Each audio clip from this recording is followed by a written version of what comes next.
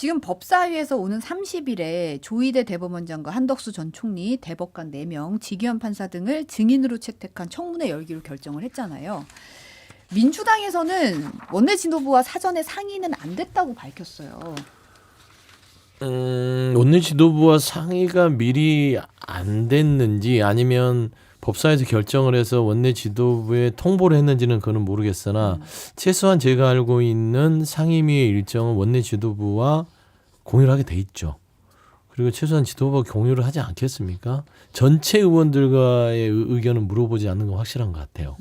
근데 이제 일단은 추미애 위원장이 안건에 없었던 부분들을 법사위원들과 상의하에 한 것 같은데 사실 조희대 대법원장에 대해서 지난 대선에서의 그 파기환송의 절차는 너무 미심쩍고 내부에서조차 국민들조차 왜 이렇게 대선에 개입하려고 했던 의혹이 농후하지? 이거는 좀 풀고 가야겠는데라는 것은 분명합니다. 저는 언젠간 이거는 꼭 풀어야 된다고 봐요. 근데 저는 이제 대법원장에 대한 청문회를 지금 하는 게 맞느냐라는 거에 대해서 한번 신중을 했어야 하지 않냐. 저는 왜 그랬냐면 이재명 정부에 도움이 되냐 안 되냐를 먼저 집권여당은 생각이 된다고 봐요. 사실 이재명 대통령이 지금 나름대로 여러분 여건 속에서 순항을 하려고 노력하고 있고 순항하고 있다는 평가를 받고 있는데 이런 집권여당에서의 대법원장의 청문회를 결정해버리면 사실 이재명 대통령도 좀 이렇게 힘이 많은 사람이 막 이렇게 힘을 자랑하는 것들이 불편할 수 있다라고 얘기를 하신 적이 있잖아요. 저는 그런 부분에서는 이재명 정부에 도움이 되는 결정은 아니었다고 저는 개인적으로 판단이 돼요. 그리고 국정감사가 있잖아요. 10월에 있습니다. 한 달도 안 돼서 기다리면 국정감사에서 조희대 대법원장 나오니까 그때 가서 충분히 시간을 할애해서 기간을 한 이틀 정도 더 잡아도 되고요. 대법원에 관련해서. 그 일정 조율하면 되잖아요. 그렇게 해서 그때 가서 청문회 겸 국감을 하면 되는데 굳이 지금 이걸 아직 설익은 사과를 따듯이 먼저 청문회를 해버리면 이게 민심의 여론을 뒷받침한 청문회가 될지에 대해서는 조금 저는 아쉽다라고 좀 평가하고 싶습니다. 제가 보기에는 이거는 뭐 다른 방송에 나가서도 얘기를 했는데 그냥 4인 회동설 그것이 궁지에 몰리고 늪에 빠져들어가니까 논점을 바꿔서 관심을 다른 데로 돌리기 위해서 그 돌발적으로 하는 걸로 보여져요. 그 얘기하잖아요. 원내 대변인이 사전에 상의는 안 됐다. 아니 그 당에서 서로 사전에 상의도 안 하고 해방 이후 최초인 대법원장 청문회를 그렇게 확 던져버립니까? 그게 논리적으로 말이 되겠어요? 그래서 뭐 일각에서는 야, 그 사안이 뭐 그 내란범하고 같이 상의를 해서 결국은 이재명 후보를 떨어뜨리려고 한 그리고 고법으로 다시 파기환송한 그 과정이 너무나 의심스럽기 때문에 안 할 수가 없어. 그러면요 미리 그런 것들을 준비를 하면서 빌드업을 해서 이러이러한 과정으로 문제가 있으니까 이렇게 하겠다 이렇게 가야죠. 그 4인 회동 때문에 궁지에 몰리니까 갑작스럽게 그냥 청문회 할게 이런 식으로 던져버리는 게 이게 말이 되냐고요. 저는 너무나 속이 뻔한 거라고 생각이 되어지고요. 지난번에 그 서부지법 난입에 대해서 그 어디 뭐 각 방송사에 가서 저도 굉장히 비판했거든요. 이거 있을 수 없는 일이다. 어떻게 그 법원을 난입을 하느냐. 해방 이후 한 번도 없었던 일이다. 근데 이번에 해방이 이거 청문회도 마찬가지잖아요. 너무 해방 이후 한 번도 없었던 일들이 많이 생겨나는데 그 민주당한테 묻고 싶어요. 그러면 나오지도 않을 것 같은데 그럼 나오면 거기다 대놓고서 그분한테 그 듣고 싶은 건 그거잖아요. 아, 맞습니다. 제가 판사들하고 대법원 판사들하고 짜서 그래서 이재명 대통령을 당선시키지 않기 위해서 내가 그래서 파기환송을 했고 그다음에 지기현 판사에 대해서도 그렇게 지휘를 하지 않았고 이런 증언을 얻어내겠다라는 건데 그게 가능한 얘기겠습니까? 저는 실익이 전혀 없는 거고 그냥 감정적인 것 같아요. 감정 분출하고 거기에는 그 추미애 그 지금 법사위원장의 정치적인 어떤 욕망 그리고 뭐 어디에 지방선거에 출마하겠다라고 해서 강성 지지자들한테 박수 받아야겠다라는 그런 어떤 정치적 욕망이 더 크게 작용하는 것 아닌가라는 생각이 들어요. 지금 국민의힘 서범수 의원이 비슷한 얘기를 하셨는데 SNS에 가만히 보면 정청래 추미애는 상대 당의 대선 후보를 만드는 재주가 있다. 상식적으로만 하면 아무 일도 아닌 걸 가지고 자기들 마음대로 하다가 꼭 특정인에게 별의 순간을 만들어준다고 했어요. 이 별의 순간 하면 떠오르는 우리 저기 안 나오고 계신 분 있잖아요. 어떻게 보세요? 이 발언은? 일단 뭐 그게 어떤 입장에서는 맞을 수도 있고요. 때릴수록 커지는 게 정치의 속성인데 사실 조희대 대법원장이 저도 정치에 뛰어들려고 하는 거 아니야라는 생각을 최근에 합니다. 그의 발언들을 보면. 사인회동설에 대해서 입장문을 내고 난 다음에 그 부분에 대한 여러 가지의 정치 여건이 변하니까 좀 자신감을 얻었는지 어떤 모임에 가서 세종대왕 비유를 하면서요. 세종대왕이 법을 이용해서 권력을 유지하려고 하지 않았다라고 얘기를 해요. 이거는 사실 정치에 뛰어든 겁니다. 그래서 이 부분이 저는 청문회까지 이어졌다고 보고 그래서 조희대 대법원장이 자업자득 하고 있는 것은 제가 분명히 인정이 돼요. 하지만 거기에 민주당이 말려들 필요는 없다. 이유는 뭐냐? 이재명 정부의 국정안정을 위해서 이 청문회 자체를 언젠가는 하더라도 시기 조절을 할 필요는 있었다는 점을 지적하는 겁니다. 저는 해야 된다고 봐요. 조희대 대법원장의 청문회를 입법부가 못할 거 없습니다. 법이 허용되는 범위 내에서 청문회를 열 수 있고 필요하다면 하는 것이라서 두 가지를 하셨으면 좋겠어요. 첫 번째는 민심을 얻어야 됩니다. 산보위원회에 대한 청문회를 하려면. 두 번째는 법원 내부의 여러 가지의 자정 노력들의 목소리를 키워낼 수 있는 그런 여러 가지 여론 작업을 해야 돼요. 그게 이제 뒷받침이 된 다음에 대법원장을 청문회에 불러서 민주당이 여러 가지 사실관계를 확인한다면 사실 조희대 대법원장은 법원 조직 내에서 정리될 수도 있다. 그런 방식으로 가야 훨씬 이재명 대통령과 이재명 정부에 도움이 되는 집권 여당의 전략이 아닐까라고 좀 그런 말씀 드리고 싶습니다. 아니, 서범수 전 총장이 얘기한 거는 그냥 그 상징적인 얘기를 한 것 같아요. 그러니까 민주당이 저렇게 과도하게 그 대법원장을 때리거나 사법부를 공격을 함으로써 오히려 더 손해를 보고 있는 거다.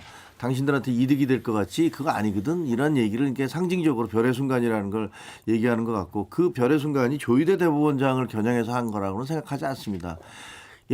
대법원장이 정치인이 된다는 건 상상할 수 없는 얘기예요. 그거는 대한민국의 사법 체계가 뭐 엉망진창이다 뭐 이런 얘기들도 많이 하지만 물론 무슨 뭐 국회보다 더 엉망이겠습니까만 그런 얘기들 하지만 대법원장이 정치판에 뛰어든다? 그 아마 그 문매를 맞아서 전혀 견딜 수 없을 것이고 그건 가능한 얘기는 아닐 거라고 생각을 합니다. 그래서 그냥 그 나중에 그런 게 필요할 수는 있어요. 그러니까 대법원장이 그 왜 그때 대법관 판사들이 그것을 전원합의체에 빨리 회부를 해서 갔는지에 대해서는 그거는 사실은 얘기를 안 하니까 저도 잘 모르겠어요. 그거는 뭐 무슨 뭐 이유가 있었고 거기서 판사들이 모여서 무슨 회의를 했는지 어떤 얘기들을 했는지는 잘 모르겠어요. 그래서 뭐 그게 뭐 그 규명할 필요가 있다라고 생각을 한다면 나중에 물어보겠죠. 뭐 그 국정감사에서도 물어보고 또 혹시라도 그게 진짜로 무슨 뭐 뭔가 좀 이상한 부분이 있다라고 생각해서 청문회를 해야 된다면 그러면 거기에 걸맞는 절차를 거쳐서 해야 된다는 거죠. 지금처럼 자기들이 궁지에 몰려 있으니까 4인 회동 얘기하다가 그게 전혀 사실이 아닌 걸로 확인되고 있으니까 거기에 그냥 감정적으로 확 대응하면서 대법관도 부르고 대법원장도 부르고 대법관들도 부르고 뭐 누구 부르고 뭐 전직 총리도 부르고 이런 식으로 하는 거는 입법 폭력이다라는 생각이 들어요. 근데 지금 서영주 소장님이 말씀하신 그 조희대 대법원장의 그 세종 그 국제 컨퍼런스 개회사 이게 사실 주목을 받고 있는데 정확한 워딩이 세종대왕은 법을 왕권 강화를 위한 통치 수단으로 삼지 않았다. 이렇게 얘기했거든요. 요 발언 지금 정치에 뛰어든 거다라고 해석을 하셨는데 어떻게 보세요? 그거는 이제 감정 어떻게 보면 안 했으면 더 좋았을 것 같아요. 그러니까 그 표현을 좀 더 다르게 했으면 좋았을 것 같아요. 근데 이거는 이제 조희대 대법원장은 지금 그 민주당으로부터 온갖 욕설을 듣고 있잖아요. 별의별 뭐 그 심한 얘기들을 많이 듣고 있더라고요. 그러니까 아마 상당히 기분이 상했겠죠. 그러다 보니까 나는 사법부를 내 나름대로 양심껏 움직이려고 하는데 왜 자꾸 이렇게 나를 건드리는 거야? 라는 어떤 반감 같은 게 묻어나는 건 같아요. 묻어나는 것 같고. 근데 여기가 이제 세종대왕 얘기를 한 것은 여기가 세종 컨퍼런스, 세종대왕과 관련된 세종 컨퍼런스였기 때문에 그것을 이제 빗대서 얘기한 것 같기는 합니다만 그렇다고 그래서 무슨 뭐 대법원장이 대법원장이 그 조희대 대법원장에 대한 그 여러 사람들의 평가나 이런 것들을 그리고 민주당에서도 그렇게 평가를 했던 분들이 많으시잖아요. 그러니까 이게 뭐 이걸 통해서 정치를 한다가 말도 안 되는 얘기죠. 정치를 어떻게 하겠어요. 조희대 대법원장이 나름대로 대법원장의 자격을 얻는 법률가로서는 뭐 나쁘지 않았다고 평가를 받았어요. 근데 행위가 하나 있었잖아요. 그 행위는 만들어낸 게 아니라 본인이 저지른 행위입니다. 그리고 판결에 대해서 민주당이 문제 제기를 하는 게 아니에요. 뭐 대법관들이 모여서 유죄 취지의 파기환송을 하는 거는 그런 어쩔 수 없는 사법부의 독립적인 자율권이고 판단하는 거라서 존중해야 됩니다. 다만 지금 얘기를 하는 건 왜 그 시점이었느냐. 그리고 그 절차도 이 합의 부에서 전원합체를 붙이는 게 하루 반나절 만에 그리고 9일 만에 이루어졌느냐. 이건 대선의 개입 영향 이런 거를 줄 만한 오해를 충분히 살 수 있었다는 점에서는 이거는 털고 가야 됩니다. 내부에서도 이거 털고 갑시다. 안 그러면 사법권 독립 모르게 주장할 수 없습니다. 결국엔 제일 중요한 건 말씀한 대로 대법원장은 정치에 오염된다는 오해를 받으면 안 돼요. 근데 거기에 딱 한 현상이 있었는데 좀 공격을 받는다 해서 대법원장이 국제 컨퍼런스에 가서 세종대왕은 법을 통치가 아니라 규범 토대로 삼아. 이건 정치적 발언한 거거든요. 그럼 본인 스스로가 이미 정치가 오염됐다는 또 오해를 받아요.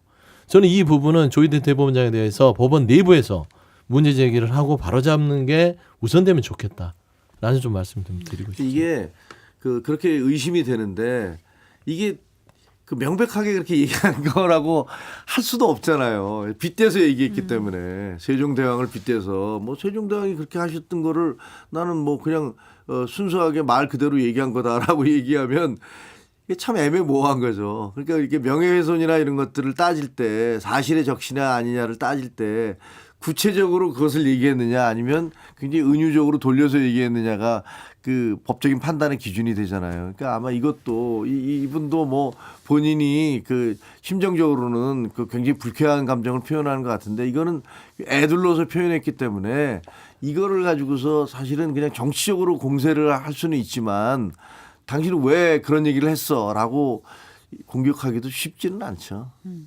저는 사실 한겨레 권태호 칼럼의 내용이 굉장히 좀 주목이 됐는데 사실은 이제 대법원장들이 사법부 내부의 요구로 물러난 적이 있잖아요. 2차례. 그렇죠. 그 당시에 이제 전두환 정권 때 임명됐던 김용철 대법원장, 노태우 정권 때 임명됐던 김덕주 대법원장, 내부 판사들 요구로 물러났는데 네.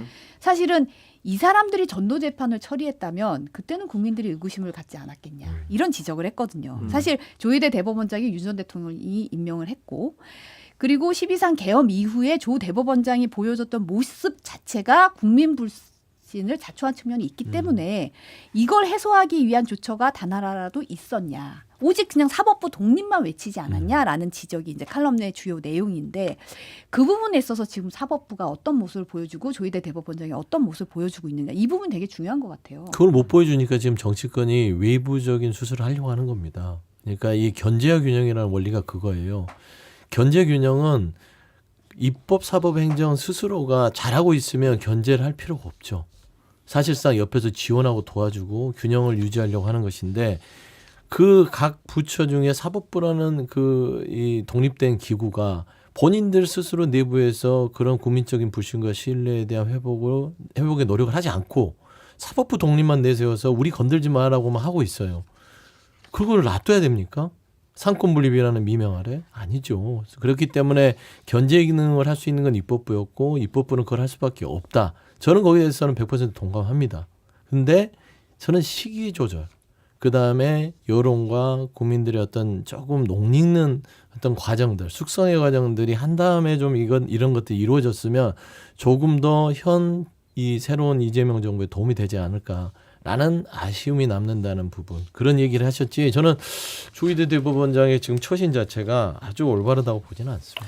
근데 김덕주 대법원장 저도 그때 기자 막 하고 있었을 때 한참 하고 있을 텐데 김영철 대법원장은 좀 다른 얘기고 김덕주 대법원장이 대법원장이었으면 그런 만약에 특별법이 만들어져서 5.18 재판이 이루어졌는데 그게 무기징역이나 이런 게 내려졌겠느냐는 것도 진짜 가정과 전제죠. 그거는 그냥 추정하는 거 아니에요 지금. 거기 재판부가 만들어졌는데 대법원장에 의해서 재판이 이루어지는 건 아니잖아요.